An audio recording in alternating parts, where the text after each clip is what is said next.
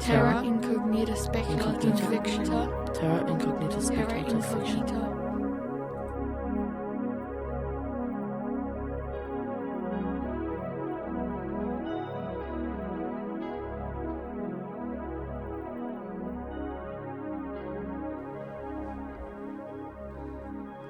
Welcome to this month's Terra Incognita Australian Speculative Fiction podcast. I'm your host, Keith Stevenson. Put simply, Terra Incognita is the best Australian speculative fiction read by the authors who created it. And please visit tisf.com.au for links to our featured author's website and publications. This month's author is Richard Harland, who's a multiple Aurealis Award winner and writer of adult and young adult science fiction, fantasy and horror. As well as showing a remarkable flexibility in his choice of subject matter, Richard is a consummate storyteller and a favourite at readings amongst convention goers. Here Richard flexes his horror muscles as we read the journal of a young man whose experiments into changing his perceptions go horribly wrong.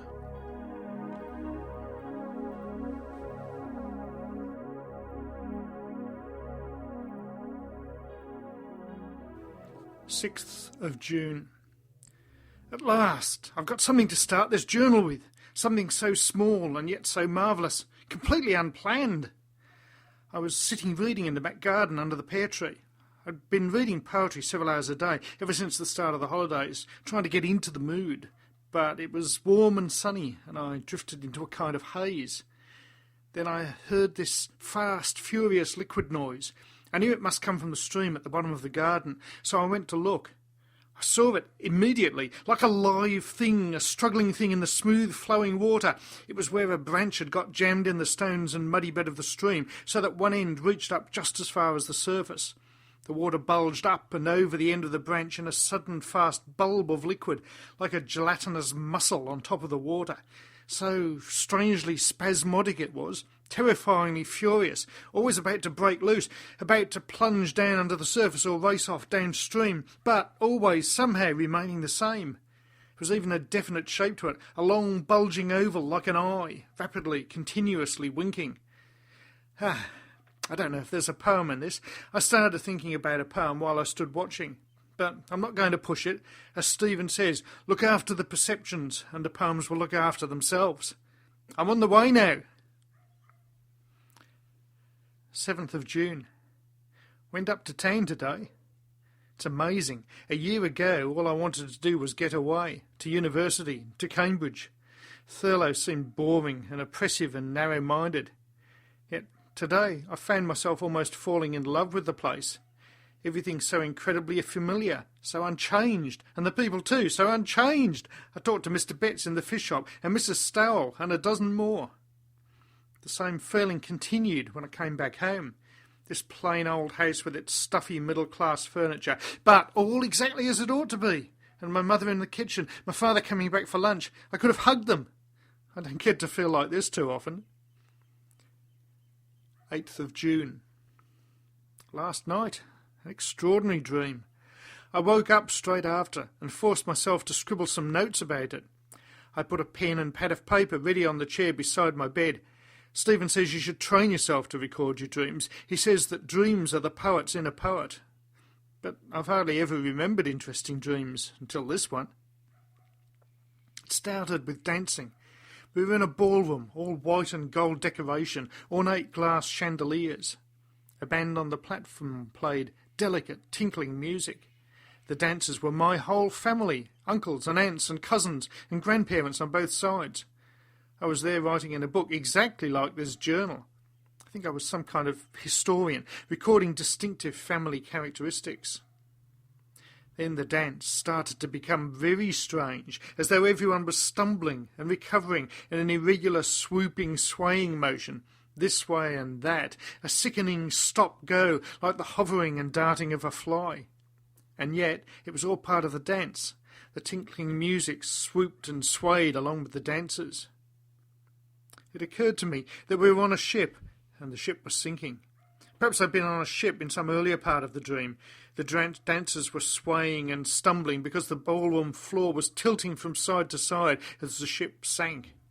It was a kind of dream logic deduction. We couldn't feel the tilting ourselves because we were moving with the ship, but the change in the dance was the clue to what was happening. I went across to the band to tell them to stop their music, but the members of the band were now dressed in ragtime stripes and blue and white top hats, and they were capering about and rolling their eyes so that the whites showed. They seemed completely lunatic. I noticed there were ropes rigged up around the platform, penning them in. The next thing I remember was that the ship had already sunk and I was in the water. I was terrified of drowning, but someone supported me from behind, someone with strong, powerful arms, swimming and towing me along. I tried to turn my head, but I couldn't manage to see who it was. Instead, I seemed to be looking down, down, through endless depths of black water. And there, far below, descending to the bottom of the sea, was the ship itself, like a tiny toy. I could see its rows of glittering lights. I could even hear the dance music tinkling on. The sight made me incredibly giddy, as though I was standing looking down from the top of a cliff. That was when I woke up and scribbled my notes. 10th of June. At last, I found my journal again. When I came back home yesterday, I searched for it everywhere. I wanted to record my experience on the embankment, and now today it turns up on top of the kitchen crockery cabinet. I can't imagine why I put it there. This was my experience. I was walking beside the railway track when I saw a large round stone that had split in two. Only I didn't think about what it was at first. That's what I've been doing, allowing the special perceptions to grow and flower without categorising or limiting them. So what I saw was the inside of the stone, like a mirror, a sheer blue-black flinty colour, as though dark light had been trapped in a crystal. There was so much difference, whole worlds of difference, between this pure inward thing and its outward appearance, its ordinary dull, brown, dusty covering. And then I saw how many other dull, brown, dusty stones there were on the embankment, and I thought, so they're all like this inside. It was like a revelation. Everywhere the secret intensity, the hidden power, and it's the poet's job to uncover it. 11th of June. I wrote to Stephen today. He's staying in Cambridge over the holiday. I described my new experiences, but only in a general way. Somehow I don't want to tell anyone the contents of my journal, not even Stephen. I'm beginning to think this journal will be my true poem, much more than any separate poems that might come out of it. I can't help feeling that something great, something wonderful is happening to me. I'm following Stephen's theories about training oneself to hold on to the most subliminal perceptions, but I'm really living what he only theorises. Maybe I'm getting overconfident, but I believe... No, I won't put it into words, but I have such immense hopes for myself. 12th of June. I haven't been reading so much lately. I take in a few lines of a poem and immediately my thoughts start to drift. It's as though the mere idea of poetry is enough to put me in the mood. In fact, I haven't done much of anything today, not since slicing my hand this morning. It was incredibly stupid. I was going to cut myself a hunk of bread, and I ran the blade of the big kitchen knife lightly across the palm of my hand. Testing for sharpness, I suppose. Only I must have got that movement confused with the movement of actually cutting into the loaf, because instead of pressing lightly, I pressed very heavily. I could hardly believe the deep slit I made in my palm. There was blood everywhere. It was very difficult to tighten a bandage in a way that would stop the flow. Luckily, it wasn't my writing hand. 13th of June. Another strange and vivid dream last night. It started out with the poetry workshop, our Tuesday night workshop in Stephen's room at college. Stephen, Kerry, Justin, Denise and all the regulars were there, plus a few others. I remember one man with a red tie who seemed familiar in the dream, though totally unfamiliar when I repicture him now. We were talking about an amazingly good poem that Justin had photocopied and handed around for discussion. It was anonymous, that's how the workshop operates, unless the author wants to own up at the end. But this time, even Justin didn't seem to know who the author was. It was a poem about a fire breaking out in a house, which turned out to be my house, this house. And as the dream went on, the poem became a story about me. I was a small child again, playing in our front room, and there was sunlight coming in through the front window. Then, somehow, the sunlight caught fire and changed into flames. I stopped playing and watched the flames, but I couldn't move. Even in the dream, I thought, I'm too young to move. Then a great splintering crash made the door shake. I knew that it was the fireman coming to rescue me. And soon enough there was an axe head appearing through the wood, but still they were chopping too slow. They weren't going to get to me in time. Suddenly I was in a state of panic, and out of the panic came an impossible switch. All at once, I was no longer the child waiting to be rescued, but the fireman on the other side of the door. I was the one wielding the axe. I was strong and powerful, chopping and chopping. But now the chopping seemed strangely pointless, merely going through the motions. That was the end of the dream. It was as though it had run out of anything more to happen, as though it had stuck in a rut. 14th of June. Went for a long walk today. But the special perception didn't happen outside, strange enough. It happened when I came home, when I was in the kitchen. It was a very simple thing. There's a carpet in the kitchen, patterned in an intricate Turkish design of red and green. What I saw first of all was a distortion of the pattern in one small area of the carpet, a kind of greasy blur, a filminess. As I moved my head, the distorted lines and colours kept sliding and running together in a repulsive sort of way. I backed off the carpet and stood staring at it. It took me a very long time to realise what it was, a circular glass ashtray lying upside down on the carpet. I was seeing the pattern through the glass. That was all it was. When I bent down to... What the hell happened then? I was writing a sentence about the ashtray, and suddenly my mind blanked out. I couldn't remember the word I was going to use. Then I couldn't remember the idea I was trying to express, or what the idea connected to, or what I was doing, or why, where, anything at all. I was casting around in my mind for some solid memory, and I couldn't find anything at all. The more I panicked, the more the emptiness kept opening out, wider and wider. Maybe it only lasted a fraction of a minute, but it was scary, very scary. I don't want to get like that again. I'll continue this journal some other time. 15th of June. I blame that ashtray thing. It must have been still in my thoughts when I went to bed, and it came through in a frightening dream. The dream began when I was walking along a lane, like some of the lanes around Thurlow, except that the surface of the ground was covered with white sand with green banks on either side, and yellow wheat fields spreading all around. It was a dream in colour, and the colours were wonderfully intense. Then I became aware of something transparent and shapeless on the sand, almost under my feet. It was a jellyfish, and, at the same time, it was the distorted, filmy illusion produced by the glass ashtray. But I thought of it as a jellyfish in the dream. I stepped around it, but then there was another, and another, and another. For some reason I couldn't slow down. I had to keep walking faster and faster, desperately twisting and turning to stop from putting my feet into the transparent, blurry shapes. I knew in my mind that I was being forced off the path, up the bank, to walk across the wheat field. But it was very important not to have to walk across the wheat field. Then another fear started up, completely arbitrary, not connected to anything, coming into the dream out of nowhere at all. So stupid and irrational, in a way that even dreams ought not to be irrational. It was as though I was waiting for it to happen. It was a fear of someone standing behind me. Someone standing very close behind me, even as I was walking faster and faster. But now I was no longer exactly walking. I was gliding, hardly conscious of moving at all. I was almost expecting it when the cuff of a jacket appeared over my shoulder. Then my arms were held in, locked against my sides, and then the hands. I can't begin to describe the horrible intimacy of those hands. Strong, powerful hands that clamped over my face and blocked off my breathing. I knew that my nostrils were being squeezed between someone's thumb and forefinger, and at the same time, impossibly, a pressure was applied against my neck like a tight band.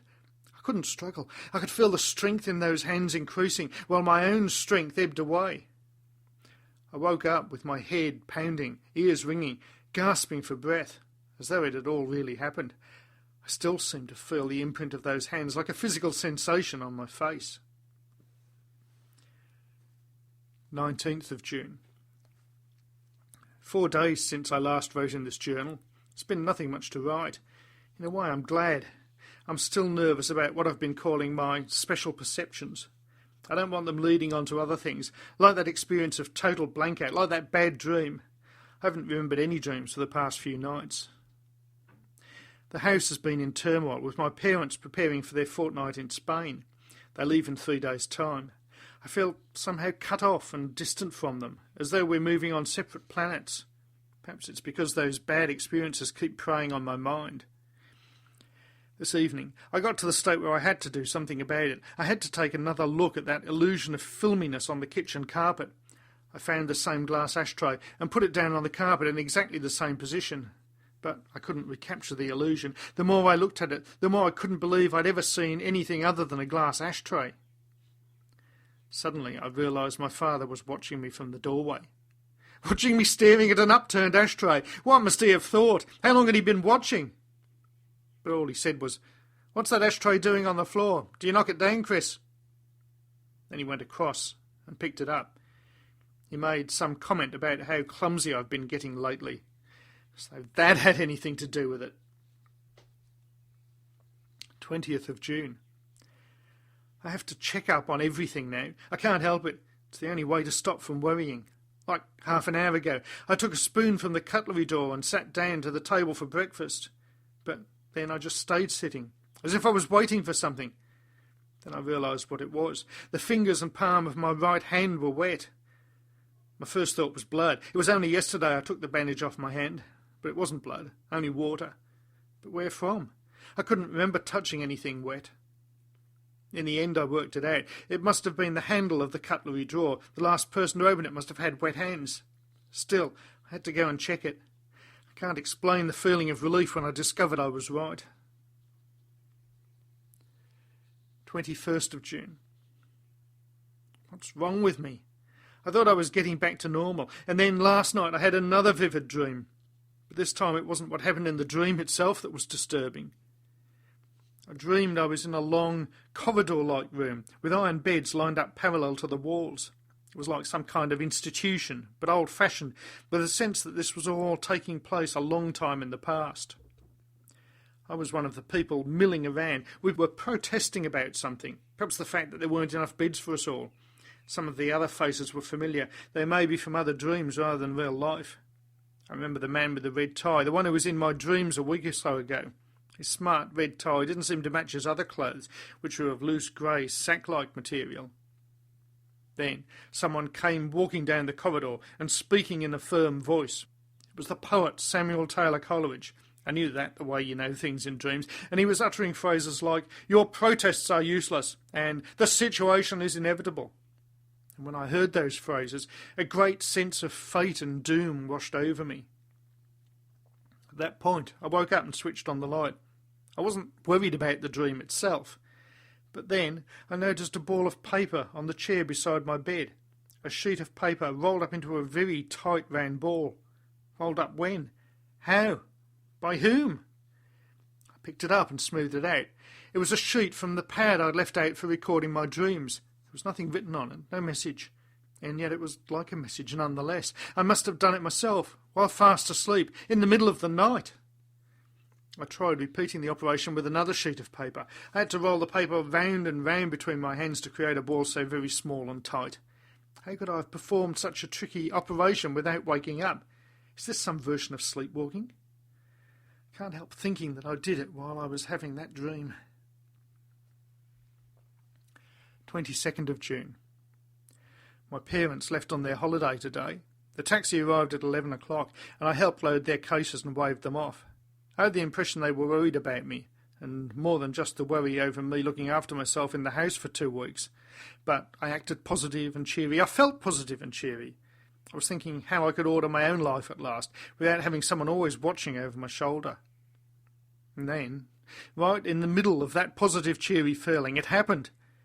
As the taxi disappeared, I went to go back in through the front gate, and I couldn't open the latch. I was doing something else at the same time. I don't know how to explain it. It was something to do with my arm, as though my arm was caught between two different movements. I was blocked, immobilised, bent over the gate in a strange, unnatural way. At least it seemed strange and unnatural to me. Mrs. Harland from next door was standing around. She'd just been seeing my parents off too. I don't think she noticed anything. But I couldn't try again, not with her there. I couldn't risk it happening again in front of her. There was a hollow, sick feeling in the pit of my stomach. So I turned away and walked off down the street, pretending I had something to do before going back in. I took a 5 minutes walk to nowhere, and when I returned, the problem had vanished. My arm behaved completely normally. My hand opened the latch first time. It's 7 o'clock as I'm writing this in the evening. I'm going to go out later tonight to practice opening and closing the latch when there's no one around. Just to be sure, just to see if that strangeness happens again. 23rd of June. I've had another dream. I'm afraid of what it might mean. It's the recurrence that frightens me. I dreamed that I was going uptown. I didn't want to meet anyone, and I deliberately crossed to the other side of the street when anyone approached. For some reason, it was especially Mrs. Stowell I didn't want to meet. But as I went along High Street, I began to think I saw her features in every face. To escape, I took a turn into Bridge Street. The next thing, I'd followed Bridge Street right out of town and turned off along the path by the river. But there was still someone coming towards me from the opposite direction. I left the path and walked away from the river, across Reese's wheat field. The other person went on past along the path, but when I veered to head back towards the river, I saw that she'd also left the path. She was circling around behind me through the field. The thought passed through my mind then. Mrs. Stowell had been drinking. Perhaps the thought came from the fact that my mother once told me a story about seeing Mrs. Stowell drunk. I was determined not to let her get behind me. I started circling around as she circled around me. Round and round we went, about 20 metres apart, neither of us looking straight at the other. It was somehow important not to recognise her, not to admit that she was there. So we performed a kind of ritualistic circle, waist deep in the golden wheat. The circle swirled all across the field, at one time on top of the hill, another time almost back at the bridge, but always exactly the same distance apart. It was no longer Mrs. Stowell, though. I no longer thought of the person as Mrs. Stowell, not her at all. It was the man with the red tie. That was who I was afraid of. Still, I didn't look straight at him, and he didn't look straight at me. But now I could glimpse the tie around his neck, a strange, unpleasant red colour. I couldn't tell what his face was like. Somehow the tie dominated everything else about him. That was all there was to the dream. We kept on circling around each other like the opposite ends of a rotor, circling and circling and circling, until I finally woke up. I was covered in sweat. 26th of June. 3 whole days and nothing's happened. Maybe it'll come all right after all. I've got into the habit of knocking myself out with 3 glasses of whisky every night. I've got a store of 4 bottles, so I won't run dry in a hurry. Another thing I've done is move out of my own bedroom. I've made up a bed for myself on the settee in the front room. It seems to be working. No dreams and no sleepwalking, or whatever it was I did that night. I've hardly been out at all, except to buy my bottles of whisky. I went up to Macy's off-licence, and it was like that dream. I didn't want to meet anyone. I didn't cross to the other side of the street, but I kept my head down and pretended not to see people. I dreaded having to make polite conversation. I'd been planning to buy bread and tins of food and some vegetables, but in the end I just went to the off-licence and came straight home. Home seems very strange, now that I'm sleeping downstairs. Everything's so familiar, hardly changed since I was a child, yet I'm living in it like a total outsider. My shirt and trousers hang over the piano and piano stool. My dirty clothes are piled under the table. There's a towel lying on top of the bookcase. It's as though I'm camping out in someone else's house. I can't be bothered tidying up. A letter from Stephen arrived today, full of names. Rilke, Hofmannsthal, Bachmann, Vallejo, Alberti, all the poets he thinks I ought to read. So pretentious, so Cambridge. To help me open my mind to the potential and equivocal, he says. What does he know about it? I only wish I could close my mind down. 28th of June. Still nothing happened. Maybe I've beaten it. I try not to think about anything much, a sort of minimalist existence, letting things happen. Life has become a floating cloud of random impulses. My strongest impulse is the impulse to go to the kitchen for something to eat. Dozens of times a day I find myself wandering through the kitchen door. But when I get there, I know there's nothing I really want to eat. Maybe it's because I've already run out of most of my favourite foods. The shelves are getting very bare ever since I failed to stock up at the supermarket the other day. That must be the explanation for this recurring whim.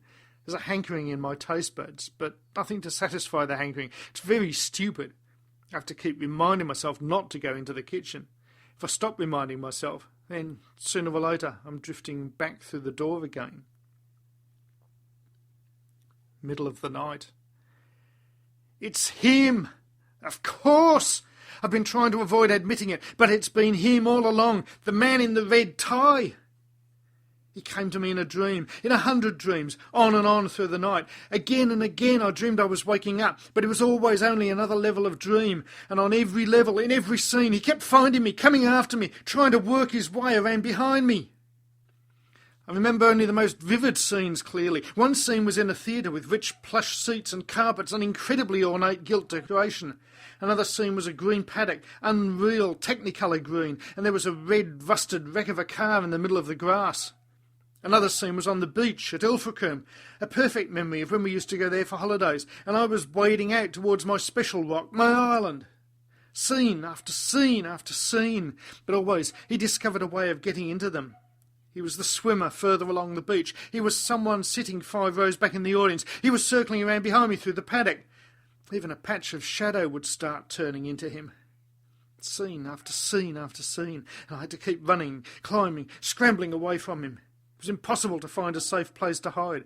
I could always escape, but I could never escape for good. In the end, it was almost mechanical. Even some of the same scenes repeated themselves. A terrible sense of inevitability came over me. Whenever I glanced round behind, there he was, lolling his head and rolling his eyes. That's what he was doing, lolling his head and rolling his eyes. His head rocked as though there were no bones in his neck. His eyeballs swiveled as though loose in their sockets. Horrible, sickening motion, white round globes of his eyes. Until finally I awoke for real. I was exhausted by terror, if that makes sense. But at least he'd never managed to catch me, I thought. At least he'd never managed to come up close behind. Then I felt a wetness on my wrist.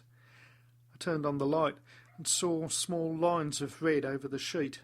There was a scratch mark on my wrist, not deep, but oozing blood, and on another on the back of my hand, another on my other hand, still more on my chest, dozens of tiny marks, most of them not even bleeding. Some were fresh, but some were old, maybe days old, only I'd never noticed before. I jumped up and rushed to the bathroom, to the mirror in the bathroom. I counted 30 separate scratches. It was like discovering some terrible secret crime that had been committed. And then I discovered what was responsible. There was blood under my fingernails, under 2 fingernails that were slightly longer than the rest. I felt like throwing up. I took the nail scissors and cut my fingernails, all of them, back to the quick. But what's the use? I can't believe it's just a coincidence, the dream and the scratch marks. I daren't go back to sleep. I don't trust the whiskey to work any more. I'm sitting writing this on the front room table. I daren't go back to sleep. 29th of June. I've been thinking about it. I know what it is about him. The man with the red tie is a lunatic. That's why he rolls his eyes and lolls his head. He's completely, irrecoverably insane. But how has he got into my dreams, and into my life too? What is he? Some sort of psychic entity trying to take possession of me? A goddamn ghost? I'd like to believe it. I want to believe it. But why would there be a ghost in this house? There's never been anything strange before, and I've lived here since I was a child. I've never heard of any weird or violent events connected with this house happening even before then. You couldn't keep weird or violent events secret in a place like Thurlow. I went to the window just now and looked out through the curtains. Day is dawning. There's a light creeping up across the sky. I have to make plans. I have to do something. Okay, no panic. No surrender. I can work it out calmly. If there's some kind of psychic entity involved, if that's what he is, then okay. Where does he come from? How did he get released? When I try to think back, everything that's happened recently seems totally confused in my mind. I can't remember what came first and what came second. But I don't have to rely on memory. I've got this journal to give me dates and events. I'm going to reread every entry very carefully. There must be clues. Later. I think I've got it. The carpet in the kitchen. It can't be an accident that so many of these strangenesses tie in with the kitchen. And the crucial moment, I believe the crucial moment was when I saw that filmy shape on the carpet, when the pattern was distorted by the glass ashtray. Is that where he comes from? Something that was locked into the pattern? I'm certain I'm right. I hope I'm right. I went and studied that very same spot on the carpet. There's only one thing to do. Destroy it. I'm going to rip out the whole strip of carpet and burn it. This is my plan. I'm writing it down to make sure it won't be forgotten, not even if I do suffer one of my lapses, my losses of contact. So, I wait until the middle of the night, until 1 o'clock. I can't do it during the day. It would be too hard to explain if anyone saw. I've set 1 o'clock as my starting time. First, I'll rip out the strip of carpet, roll it up, and carry it to the bonfire patch in the back garden. I don't think the rest of the carpet matters, only the spot where I saw the filmy shape. At least that's what I'll try first. Next, I'll get the can of lawnmower petrol from the garage and sprinkle it over the roll. Then I'll set a light and burn it completely to ashes. As I was writing that down, I had the sudden thought, how am I going to explain this missing strip of carpet to my parents? Suddenly I remembered they're going to be back in less than a week. So soon. It seems like a million years away. I can't be bothered worrying about it now. I'll make something up when the time comes. If the time comes. 8 p.m. I had to put a chair in front of the kitchen door. Twice today I found myself with my hand on the handle, about to wander through into the kitchen. The chair will block my way. Remind me not to go in there when there's no reason. I don't want to go in there when there's no reason. Still 5 hours to go. When I looked out through the curtains, the darkness was starting to come down. The garden was filling up with shadows. Out in the street lights were already on. I mustn't fall asleep. Not that above all. And yet I'm afraid I might just do it, in some accidental moment when I'm not paying attention, when I'm not keeping a watch on myself. I'll go for a walk, that's the best answer. A long, long walk until 1 o'clock. I hate the thought of going outside, not just because of meeting people. I hate the thought of going anywhere near those places where I had my special perceptions. My stupid, bloody special perceptions. But I'll find ways to walk that don't remind me. 2:30 a.m. I did it! I burned the whole strip of carpet. Nothing special happened when that particular spot went up in flames. I don't know what I expected. I expected something. Will it work? Please, please let it work. But I don't feel very confident now. I daren't go to sleep. I still daren't go to sleep. What made me believe it was the carpet? But if it wasn't the carpet, if that wasn't where it came from, what happens next? I keep thinking there's something pressing against my shoulders from behind. I keep moving my shoulders, reaching with my hand, trying to brush something away. Maybe I'm only imagining it because it's what I'm afraid of. I know how the idea arises. I know what it would mean if it was true, but maybe it isn't true. But I'm afraid. I'm so afraid. 3:15 a.m. This is my final entry. Hope someone reads it and understands. Hope someone can make sense of what's happened to me. How could I ever have believed it came from the carpet? Sheer desperation. Now I know it all. The truth is so much simpler. He told me about it himself. Now he's behind me, even as I write. I can close my eyes and see him with his red tie round his neck. I can feel the lolling movements of his lunatic rolling head. I don't need to dream it. But he won't do anything for a while. Not now that I've come through into the kitchen. I've brought my journal in here, and I'm sitting writing at the kitchen table. He doesn't need to push any more. He knows he's won. He told me about it in gestures and words, horrible bubbling words coming out of his mouth, or maybe they weren't proper words at all, only slobbery sounds, but I still understood his meaning. How could I fail to understand?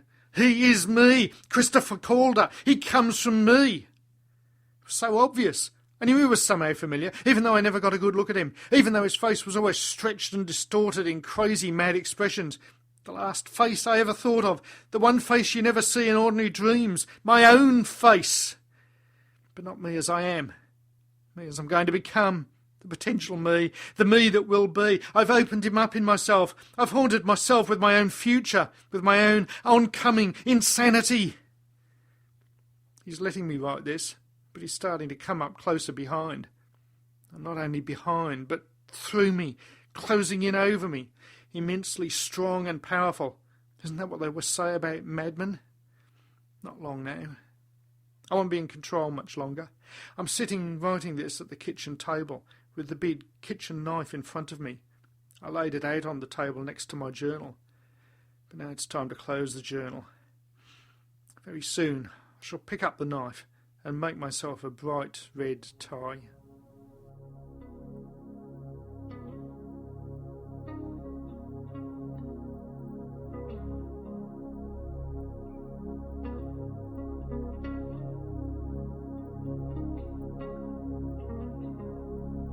Terra Incognita Speculative Fiction. Terra Incognita Incognita Fiction. Reviews.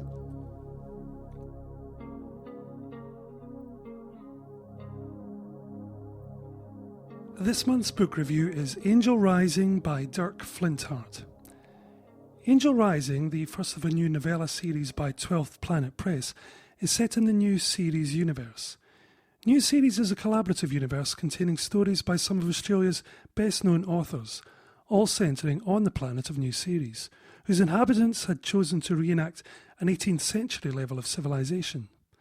High-tech is forbidden, and the proctors, genetically enhanced guardians, are charged by the Lady Governor to make sure it stays that way. Flinthart has dabbled in the New Series universe before, so he comes to this story with a firm grip on the finer detail and idiosyncrasies of this world. He's also author of a number of high-action stories featuring the enigmatic Red Priest, as well as being a martial arts and fencing student, so all the elements for a swashbuckling adventure would appear to be in place. Proctor George Gordon is sent to the Sunrise Isles of New Series, where the inhabitants are reenacting feudal Japan, following reports of a meteorite coming to land somewhere nearby.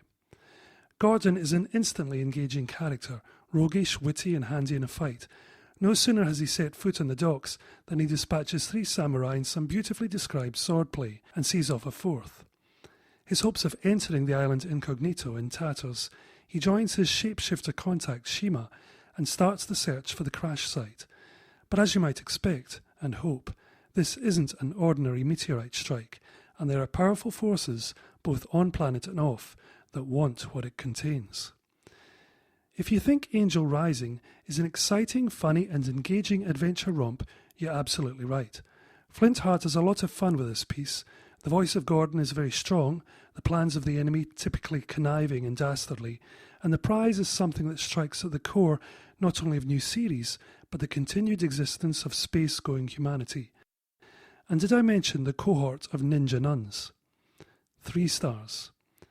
Angel Rising by Dirk Flinthart is available in Australia from 12th Planet Press.